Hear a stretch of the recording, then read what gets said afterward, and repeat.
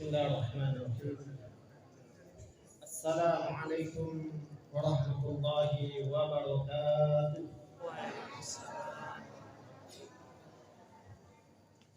Alhamdulillahilladzi hadana lihadza wa ma kunna linahtadiya laula an hadana Allah. Asyhadu an la ilaha illallah wahdahu la syarika lah wa asyhadu anna Muhammadan abduhu wa rasuluh alladzi la nabiyya wa la rasula ba'da amma ba'du.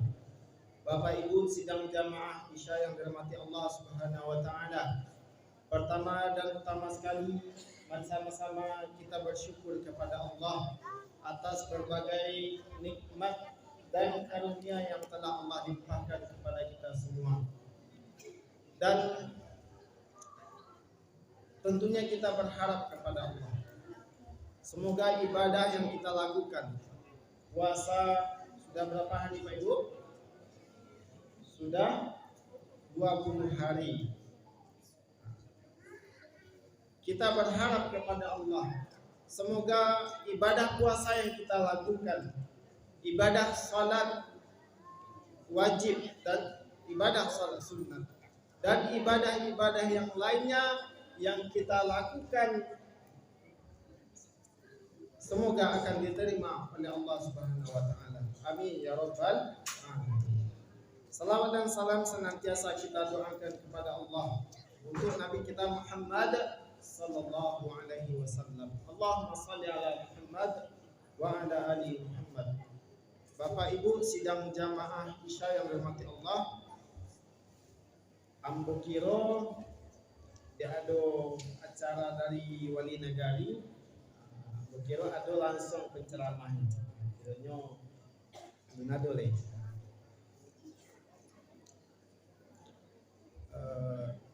sehingga rencana tidak tampil tadi. Bapak Ibu sidang jamaah Isya yang dirahmati Allah, kajian kita pada hari ini kita ambilkan dari kitab Syarah Hadis Arba'in yang dikarang oleh Ustaz Yazid bin Abdul Qadir Jawas. Di dalam kitab tersebut terdapat sebuah hadis yang berbunyi, Innal abda la ya'malu fima yaran nasu amala ahlil jannah wa innahu min ahlin nar wa ya'malu fima yaran nasu amala ahlin nar wa huwa min ahlil jannah wa innamal a'malu bi khawatimiha. Kata Rasulullah sallallahu alaihi wasallam bahwasanya Rasulullah sallallahu alaihi wasallam bersabda, ada orang yang dia beramal dengan amalan ahli surga sebagaimana yang nampak oleh manusia. Akan tetapi kata Rasulullah, dia adalah penghuni neraka. Dan sebaliknya, ada sebagian orang yang ia beramal dengan amalan penduduk neraka, banyak berbuat dosa. Akan tetapi wahwa min ahlil jannah. Akan tetapi kata Rasulullah, dia adalah penduduk surga. Wa innamal a'malu bi khawatimiha. Dan sesungguhnya setiap amal itu tergantung pada akhirnya. Kaum muslimin sedang jamaah Isya yang dirahmati Allah, sebagaimana yang dijelaskan dalam kitab Syarah Hadis Arba'in tersebut, bahwasanya ada orang yang dia rajin ibadah, rajin dia salat, rajin bahkan berjamaah ke masjid, rajin dia berpuasa, rajin juga dia berinfak di jalan Allah. Akan tetapi pada akhirnya dia masuk ke dalam neraka. Apa sebabnya?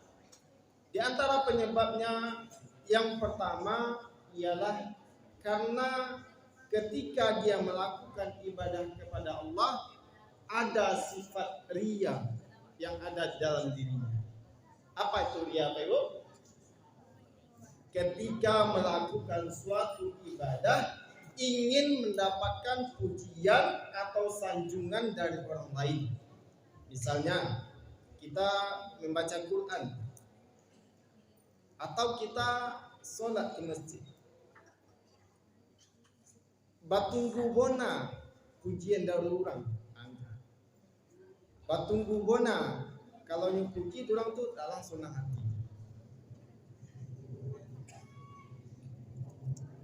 Di dalam kitab Riyadhus Shalihin dikisahkan bahwasanya ada sebuah hadis yang menceritakan pada hari kiamat kelak orang yang pertama diadili oleh Allah Subhanahu wa taala ialah seorang yang mati syahid. Ketika dihadapkan kepada Allah dan diperlihatkan seluruh nikmat yang pernah Allah berikan kepadanya.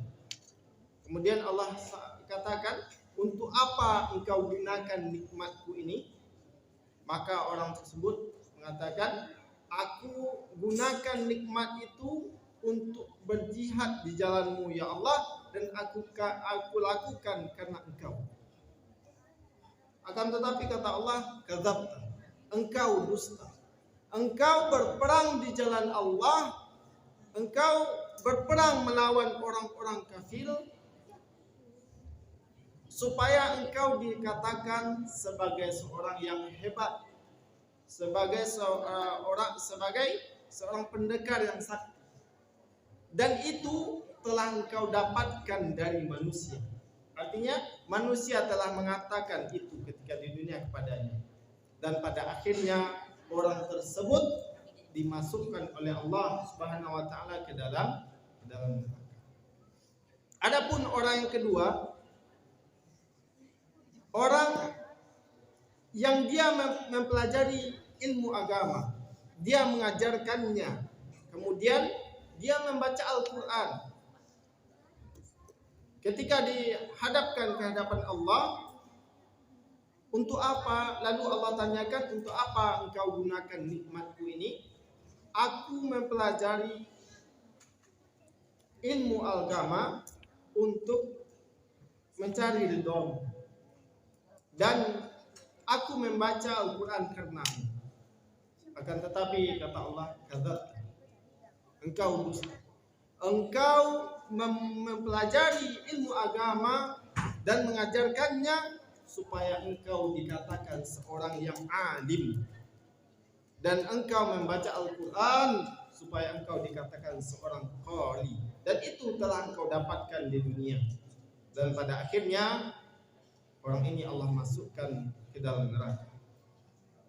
Adapun model orang yang ketiga adalah orang yang berikan materi oleh Allah. Allah lapangkan rezekinya. Pada hari kiamat kelak Allah nampakkan segala kenikmatan itu kepadanya. Dan dikatakan, untuk apa engkau gunakan nikmatku ini? Maka orang tersebut tidak ada jalan, tidak ada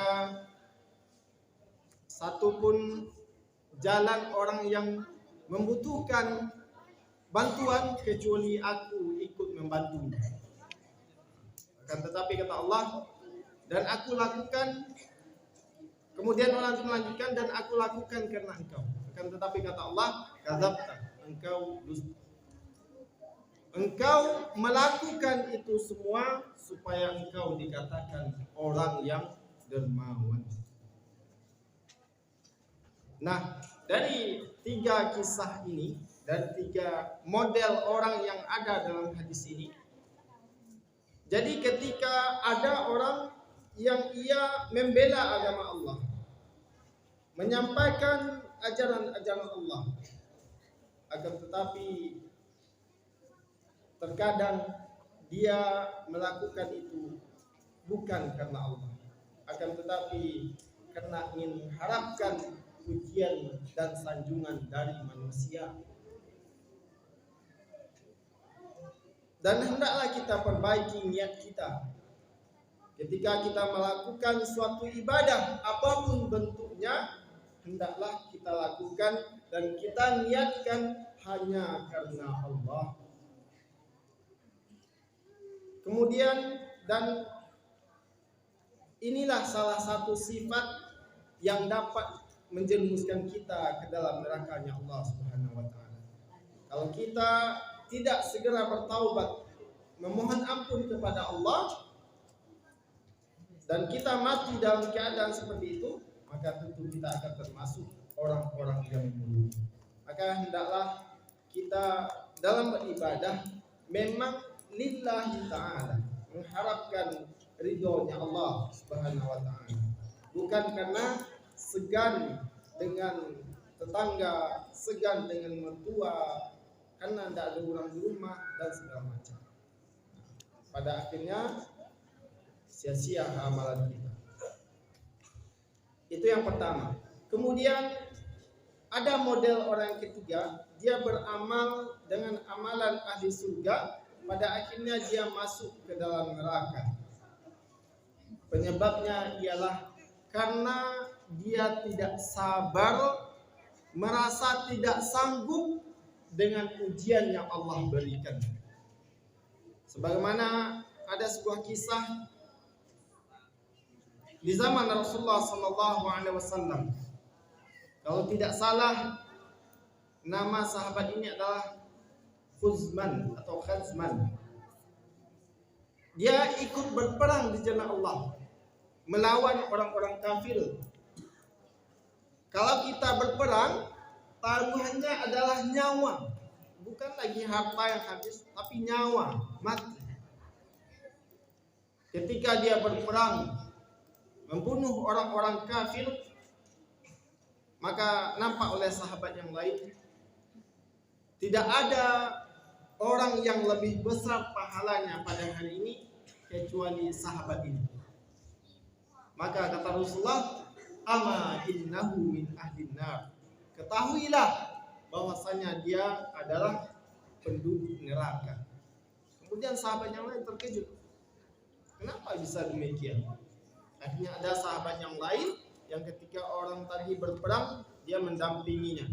Dia menceritakan ketika dia berperang melawan orang-orang kafir, melawan musuh-musuh Allah, dia terkena pedang oleh musuh.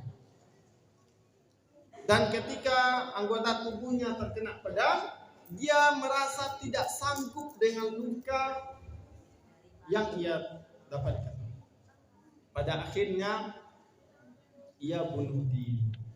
Dan inilah yang menyebabkan dia terjerumus ke dalam nerakanya Allah Subhanahu wa taala.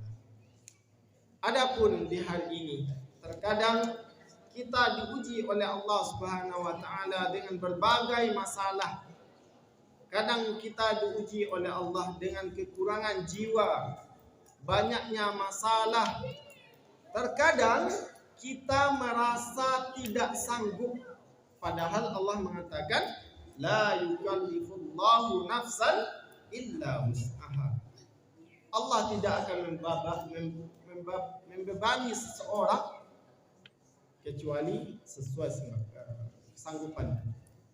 Hanya saja kita yang terkadang merasa tidak sanggup.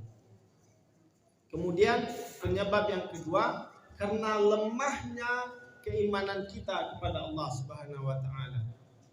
Sehingga terkadang kita berputus asa kepada siapa lagi kita akan mengadu, ya.